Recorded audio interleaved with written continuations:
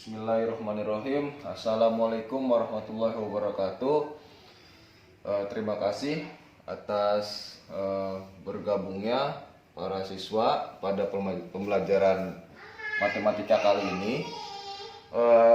Seperti yang sudah saya informasikan, bahwasannya hari ini kita akan coba berdiskusi untuk membahas soal nomor 4 yang ada di soal modul BSE, ya, dimana di sana diketahui saat ada sebuah kubus, ya, ini kita anggap kubus ABCD EFGH dengan panjang rusuknya adalah 8 cm, dimana di sana diinformasikan bahwa M itu adalah titik tengah antara garis B dan C. Oke, di sini kita anggap titik M. Lalu di sana ditanyakan berapa sih jarak antara titik M terhadap garis EG. Jadi ingat, garis EG ini adalah garis atau diagonal bidang, ya. Oke, ini kita anggap diagonal bidang. Jadi pada pertemuan sebelumnya ingat bahwasannya untuk diagonal bidang untuk kubus itu adalah, ya, diagonal bidang maksudnya adalah A akar 2, ya. Jadi kita tidak perlu menggunakan rumus Pythagoras, ya. Karena kita sudah mengetahui bahwasannya rumus ini adalah berasal dari konsep Pythagoras. Nah, di sini kalau kita tarik berdasarkan konsep dari jarak, ya, bahwasannya jarak itu adalah lintasan yang terpendek dan dia harus tegak lurus. Jadi ini kalau misalkan kita tarik, ya, kurang lebih gambarnya seperti ini. Jadi misalkan ini kita tarik, ya. Jadi pasti bayangan si M itu pasti ada di garis EG, ya. Jadi ini pasti tegak lurus, ya. Ini pasti tegak lurus. Nah, sekarang ini yang akan kita cari. Jadi misalkan ini bayangan si M itu pada garis EG kita anggap adalah M aksen, ya. Jadi misi kita adalah kita akan mencari panjang, ya, M aksen, ya. Jadi M aksen ini adalah misi kita, ya. Jadi kita akan mencari panjang M aksen. Nah, dari sini ini sebenarnya bisa kita ambil, ya. Kita harus, karena ini adalah dimensi 3, berarti kita coba harus mengaktifkan daya imajinasi kita. Nah, dari sini ini sebenarnya bisa kalau kita coba, ya. Jadi ini bisa aja sih pakai konsep segitiga sembarang. Ini kita ambil dari sini ke sini. Tapi berarti kita akan menggunakan aturan kosinus. Tapi saya di sini akan mencoba menjelaskan. Jadi kita coba tarik, ya. Jadi misalkan di sini ada, ingat ini AC, ya. Jadi AC ini adalah diagonal, ya, bidang, ya. Oke, anggap ini.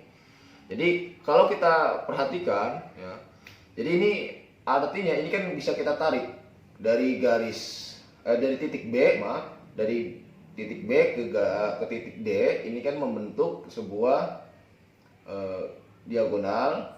Nah, dari sana nanti di sini ada titik pertemuan, ya. Ini kita anggap adalah misalkan titik O lah, ya.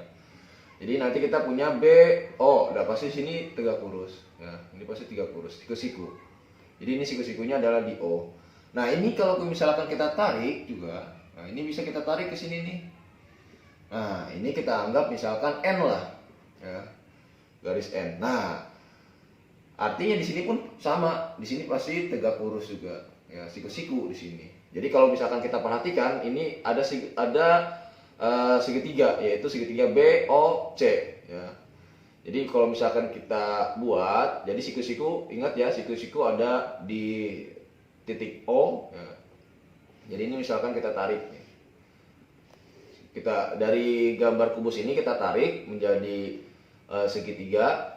Ya, kita ambil segitiga BOC, berarti siku-siku di O ya. Ini siku-siku di O, di sini BOC.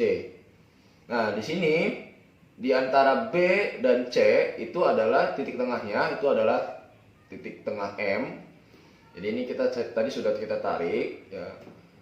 Di sini adalah M. Nah, ini ini saya ilustrasikan dulu aja dari gambar dimensi 3 kita alihkan ke bentuk segitiga.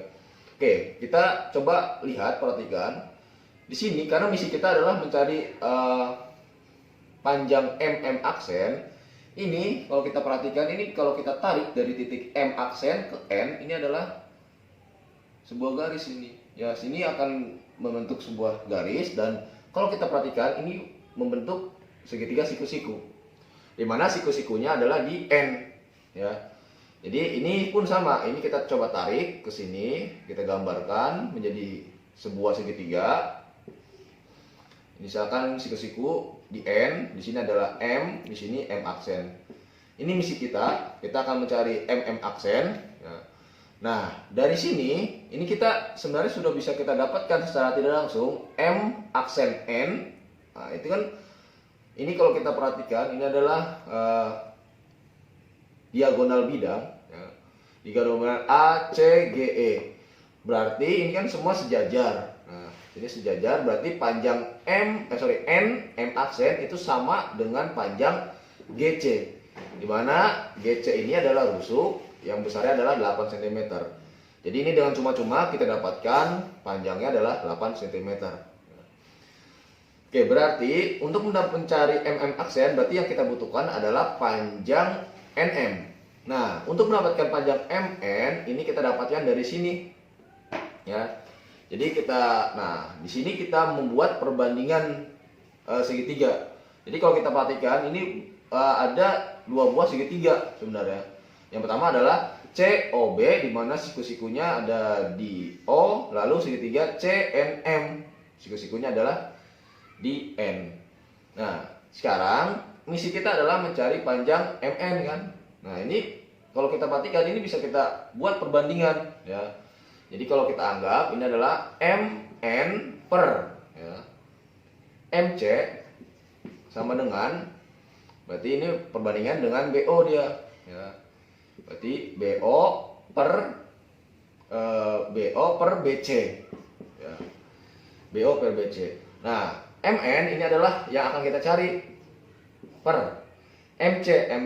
Kalau kita katakan MC, nah MC itu yang di sini. MC itu adalah setengahnya dari BC, berarti dia adalah rusuknya 8, berarti di sini 4. Ya, 8 bagi 2. Jadi 4. BO, nah ini adalah setengahnya diagonal bidang. Ingat tadi diagonal bidang rumusnya adalah A akar 2. Ya, A-nya adalah 8 kan. Ya, 8 berarti karena setengahnya berarti dia jadinya 4 akar 2 ya, per BC. BC ini adalah rusuk ya, 8 berarti dia 8. Berarti ini akan kita cari MN ya, MN itu berarti ini kita kali silang. Jadi 4 kali 4 akar 2 per 8. Oke, ini 16 dibagi 8 dia jadinya 2, berarti 2 akar 2. Nah, berarti MN-nya adalah 2 akar 2. Nah, jadi setelah ini sudah kita dapatkan informasi M aksen N 8, MN 2 akar 2. Berarti ini kita pakai rumus Pythagoras. Berarti M aksen sama dengan akar dari M aksen N. Ini adalah 8, berarti 8 kuadrat ditambah NM. Nah, 2 akar 2 kuadrat. Oke, berarti akar ya 8 kuadrat 64 ditambah 2 akar 2 kuadrat di sini. Oke, berapa? 2 kali 2 4, 4 kali 2 berarti 8. Berarti hasilnya adalah akar 64 tambah 8 besarnya adalah akar 72. Nah, ini kita sederhanakan.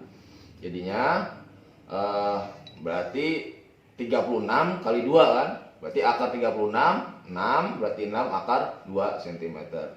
Nah ini, jadi jarak antara titik M ke garis EG itu adalah 6 akar 2 cm. Oke, jadi seperti itu. Jadi ingat, konsep dasar dari jarak itu adalah pertama lintasan yang terpendek, lalu dia harus tegak lurus terhadap garis.